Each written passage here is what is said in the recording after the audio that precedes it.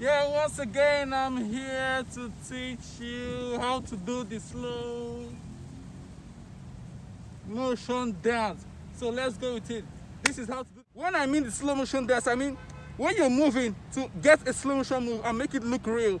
Is when you're moving, you make that action twice. With the third one, you're going slow, like 1, 2, 3, 1, 2, 3. You see? You make it look slow. Then watch my legs. They're moving like this.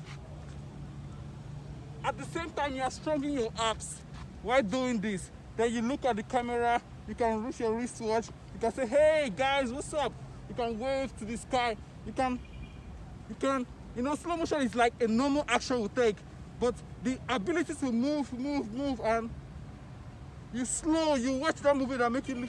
You slow. You behave like you're actually slow. The way I'm talking right now, that's how slow motion is.